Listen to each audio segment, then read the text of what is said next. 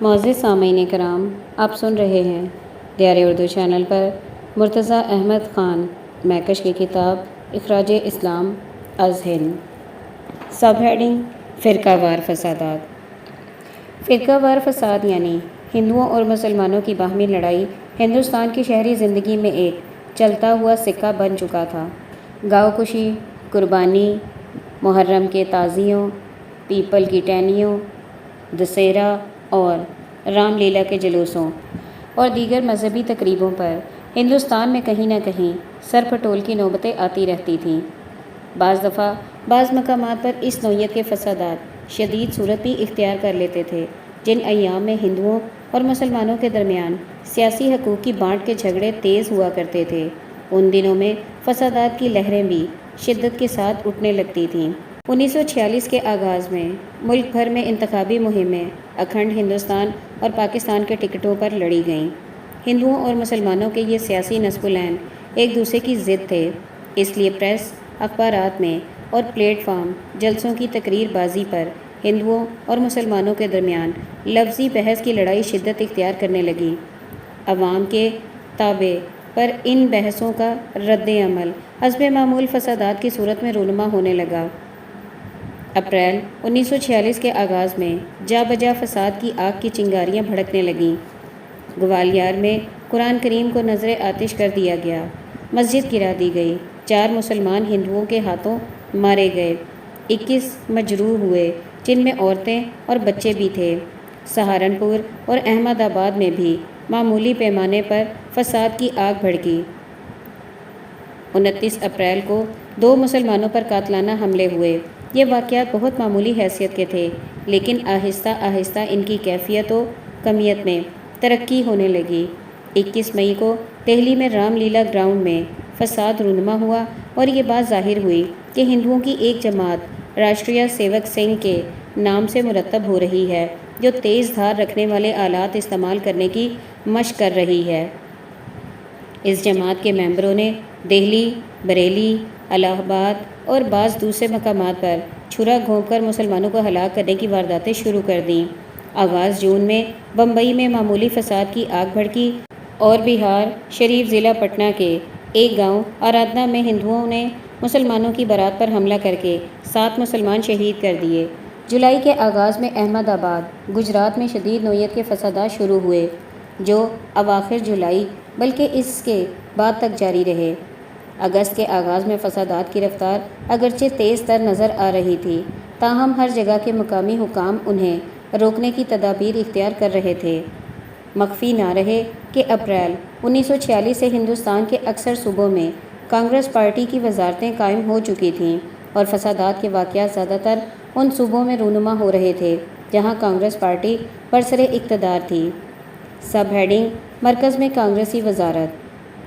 انگلستان کی labour government اپنے وزارتی مشن کی تجاویز کو کامیاب دیکھنے اور دکھانے کی آرزومند تھی اور دل سے چاہتی تھی کہ انڈین نیشنل کانگریس کسی نہ کسی صورت پر رضامند ہو کر ہندوستان کا حکومتی کاروبار سنبھالے اور مستقبل کے لیے اپنے ملک کا دستور اساسی مرتب کرنے لگے۔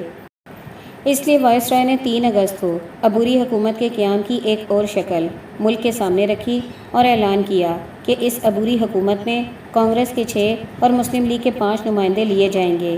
ایک اینگلو انڈین نمائندہ ان پر مستعد ہوگا۔ مسلم لیگ تو 29 جولائی کے اجلاس میں عبوری حکومت اور دستور ساز اسمبلی دونوں سے الگ رہنے کا فیصلہ کر ہی چکی تھی۔ کانگریسی لیڈروں نے موقع کو غنیمت جان کر 10 اگست کو کانگریس کی ورکنگ کمیٹی سے یہ اعلان کرا دیا کہ کانگریس وزارتی مشن کے 16 مئی والے بیان کو مکمل طور پر مانتی ہے، وہ صرف بعض مبہم فکروں کی تشریح اپنے طور پر کر رہی ہے۔ اس کی رائے یہ ہے کہ اس بیان کی روح سے صوبوں کو مجوزہ گروپوں میں شامل ہونے یا نہ ہونے کا اختیار حاصل ہے۔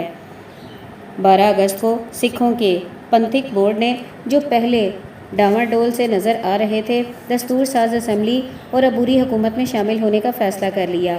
15 اگست کو پنڈت جواہر لال نہرو نے عبوری حکومت قائم کرنے کے سلسلے میں مسلم لیگ کے قائد اعظم مسٹر محمد علی جناح سے ملاقات کی اور کہا کہ وہ عبوری حکومت کی 5 نشستوں پر رضامند ہو جائیں اور ان میں سے ایک نشست کانگریسی مسلمان کو دے دیں۔ قائد اعظم اس بات پر راضی نہ ہوئے۔ 24 اگست 1946 کو وائس رائے نے غیر متوقع طور پر عبوری حکومت کے قیام کا اعلان کر کے سارا اقتدار کانگریس پارٹی کو تفویض کر دیا۔ اس حکومت کے ارکان 14 قرار پائے، جن میں سے 9 خالص کانگریسی رکھے گئے۔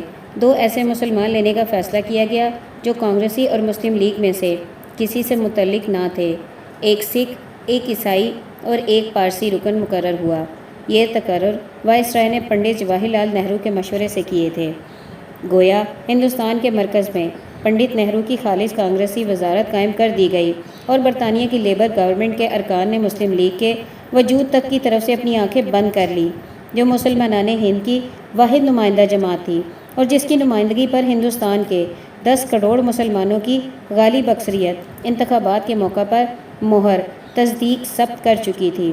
اس موقع پر یہ نقطہ ذکر و غور کے قابل ہے کہ جب کانگریس نے عبوری حکومت میں شامل ہونے سے انکار کیا تھا تو برطانوی حکومت نے مرکزی اقتدار کی زمام مسلم لیگ کے ہاتھ میں نہیں دی تھی، لیکن جب مسلم لیگ انکاری ہوئی تو فوراً نہرو وزارت قائم کر دی گئی۔ وائس رائے نے اس عبوری حکومت کے قیام کے اعلان کے ساتھ ہی مسلم لیگ کی اشک شوئی کے لیے یہ بھی کہہ دیا کہ مسلم لیگ کو چاہیے کہ اپنے فیصلے پر نظر ثانی کرے۔ اگر وہ عبوری حکومت میں شامل ہونے پر رضامند ہو جائے تو وزارت کی موجودہ شکل کو بدل کر مسلم لیگ کے نمائندوں کو 5 نشستیں دینے کا انتظام کر دیا جائے گا اور نظم و نسق کے اہم سیغے کانگریس اور مسلم لیگ میں برابر تقسیم کیے جائیں گے۔ وائس رائے کے اس اعلان نے ہندو کانگریس کو اور بھی یقین دلا دیا کہ برطانوی حکومت ہر قیمت پر اسے رضامند کرنا چاہتی ہے اور مسلم لیگ کو خاطر میں نہیں لاتی۔ پنڈت جواہر لال نہرو کی عبوری حکومت کو نصب کرنے کے لیے 2 ستمبر 1946 کی تاریخ مقرر ہو گئی۔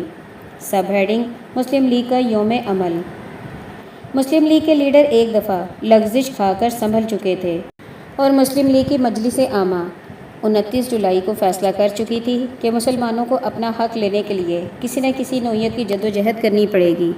اگست کے آغاز میں جب وائس رائے عبوری حکومت کے قیام کے لیے دائی و سائی ہوا تو مسلم لیگ کے لیڈر یوم عمل منانے کی تدابیر سوچ رہے تھے۔ مسلمانوں کے اکابر برطانوی حکومت کی وعدہ شکنیوں پر ناراضی کا اظہار کرنے کے لیے سرکار انگریزی کے دیے ہوئے خطابات و اعزازات ترک کرنے کا اعلان کر رہے تھے۔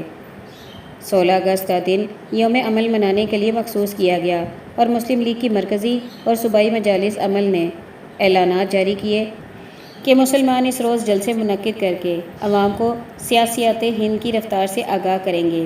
اپنے کاروبار بند رکھیں، مکانوں اور دکانوں پر مسلم لیگ کی جھنڈیاں لگائیں اور اپنے بازوؤں پر مسلم لیگ کا نشان باندھیں۔ 14 اگست کو قائد اعظم مسٹر محمد علی جناح نے ایک اعلان میں عامۃ المسلمین سے اپیل کی کہ وہ 16 اگست کو یوم عمل پورے انضباط سے منائیں، مسلم لیگ کی ہدایات پر چلیں اور اپنے دشمنوں کے ہاتھوں میں کھیلنے سے محترز رہیں۔ مسلمانوں نے 16 اگست کو ملک بھر میں جا بجا اپنے لیڈروں کے حسب ہدایات یوم عمل منایا اور ہر جگہ پرامن رہ کر جلسے منعقد کیے، جلوس نکالے، مکانوں اور دکانوں پر جھنڈیاں لہرائیں۔ یہ دن سارے ہندوستان میں امن سے گزر گیا، لیکن کلکتہ میں 16 اگست کی صبح کا ظہور بہت منحوس ثابت ہوا۔ اس روز وہاں ہندوؤں اور مسلمانوں کے درمیان فساد کی آگ بھڑک اٹھی۔ سب ہیڈنگ: کلکتہ کا فساد۔ کلکتہ ایک ایسا شہر تھا جس میں 70% سے زائد ہندو آباد تھے۔ مسلمانوں نے یوم عمل منانے کے لیے جلوس مرتب کیے تاکہ اکٹھے ہو کر جلسہ گاہوں کی طرف جائیں۔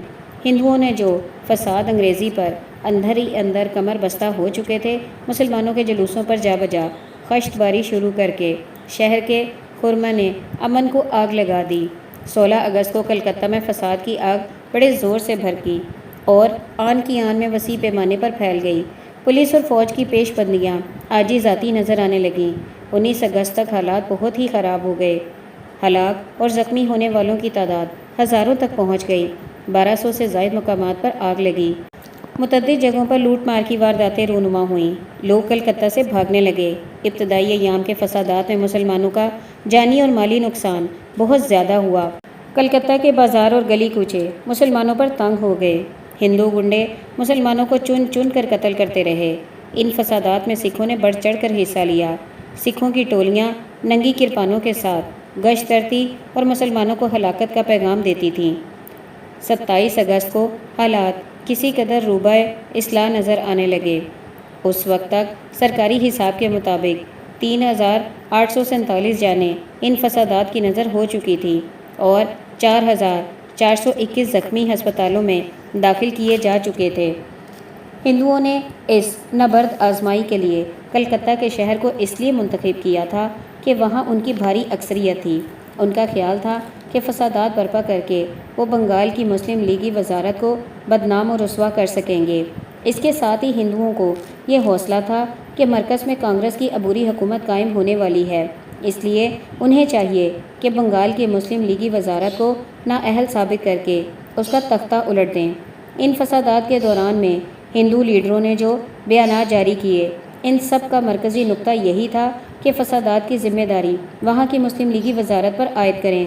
21 اگست کو کانگریس کی ورکنگ کمیٹی نے فسادات کلکتہ پر جو قرارداد منظور کی، اس میں بھی بنگال کی وزارت کو فسادات کے لیے ذمہ دار ٹھہرایا گیا اور ہندو گنڈوں کی کارگزاری پر پردہ ڈالنے کے لیے حسب ذیل فقرہ لکھا گیا۔ مسلمان گنڈوں نے یہ تمام فساد شروع کیا اور امن پسند اور شریف ہندوؤں نے فقط جوابی کارروائی کی۔ انہوں نے جو کچھ بھی کیا اپنی حفاظت کے لیے کیا، جس کا نتیجہ یہ ہوا کہ مسلمانوں کی ایک بڑی تعداد ہلاک ہو گئی۔ اسی ماہ اگست کے آخری ہفتے میں دہلی، پٹنہ، ڈھاکہ اور چٹاگام میں فسادات کی معمولی لہریں اٹھیں، جنہیں مقامی حکام کی تدابیر نے روک دیا۔ سب ہیڈنگ: آزادی اور بربادی کی طرف سفر۔ سب ہیڈنگ: کانگریس کی عبوری حکومت۔ 2 ستمبر 1946 کو پنڈت جواہر لال نہرو اور ان کے رفقا نے ملک معظم کا حلف وفاداری اٹھا کر مرکز ہند میں عبوری حکومت کا کاروبار سنبھال لیا۔ مسلم لیگ کو یکسر نظر انداز کر کے ملکی نظم و نسق کی عنان کانگریسی لیڈروں کے ہاتھ میں سونپ دینا برطانیہ کی لیبر گورنمنٹ اور ہندوستان کے ہندو لیڈروں کی ملی بھگت کا ایک نہایت ہی شرمناک مظاہرہ تھا۔ لیبر پارٹی کے ارباب اقتدار نے برطانوی حکومت کے ان تمام وعدوں کو بالائے طاق رکھ دیا جو اس نے اپنے 100 سالہ دور حکمرانی میں ہندوستان کی اقلیتوں کے تحفظ کے متعلق بارہا کیے تھے۔ لیبر گورنمنٹ نے ہندوستان کی مرکزی حکومت کے اختیارات کانگریس پارٹی کو تفویض کرتے وقت اس بات کو یکسر فراموش کر دیا کہ 10 کروڑ میں سے 8-9 کروڑ مسلمانان ہند اپنے اس عزم صمیم کا اعلان کر چکے ہیں کہ وہ ہندو کانگریس کے مطیع و منقاد بن کر نہیں رہیں گے۔ برطانیہ کی لیبر گورنمنٹ کے اس اقدام کا صاف اور صریح مطلب یہ تھا کہ وہ ہندوؤں اور مسلمانوں کو لڑا کر تماشا دیکھنے کی خواہاں ہے، یا وہ مسلمانوں کو ہندوؤں کے رحم و کرم پر چھوڑ کر ان کی ابدی اور کلی تباہی کے خواب دیکھ رہی ہے۔ ہندو لیڈر برطانوی حکومت کی اس پشت پناہی پر بدمست ہو رہے تھے۔ 3 ستمبر کو ہندوؤں کے بے تاج بادشاہ مسٹر گاندھی نے، جو مہاتما کہلاتا تھا، شام کی پرارتھنا کے دوران میں صاف کہہ دیا، مسلم لیگ نے اعلان کیا ہے کہ وہ انگریز اور کانگریس دونوں کے خلاف بلا واسطہ عمل کی مہم جاری کریں گے، لیکن وہ ایک ہی وقت میں دونوں کا مقابلہ نہیں کر سکتی۔ ایک ہی وقت میں 2 کشتیوں پر سوار ہونا ناممکنات سے ہے۔ ادھر مسلم لیگ نے کانگریسی حکومت کے نصب ہونے کے دن کو مسلمانوں کے لیے یوم ماتم قرار دے رکھا تھا اور آل انڈیا مسلم لیگ کے جنرل سیکرٹری نواب زادہ لیاقت علی خان نے اس مضمون کی ہدایات جاری کر دی تھیں کہ مسلمان 2 ستمبر کو اپنے گھروں، مکانوں، دکانوں، اداروں، اسکولوں اور کالجوں پر سیاہ جھنڈے لہرائیں تاکہ وہ کانگریسی حکومت کے قیام کے خلاف اپنے دلی منافرت کا اظہار کر سکیں۔ نیز مسجدوں میں جا کر اللہ تبارک و تعالیٰ کی بارگاہ میں دعا کریں کہ وہ ہمیں اس جنگ میں کامیابی حاصل کرنے کی جرأت و طاقت عطا فرمائے، تاکہ وہ اس بے انصافی کو اور اس کوشش کو جو ان کے گلوں میں ہمیشہ کے لیے غلامی کا طوق پہنانے کے لیے کی گئی ناکام بنا سکیں۔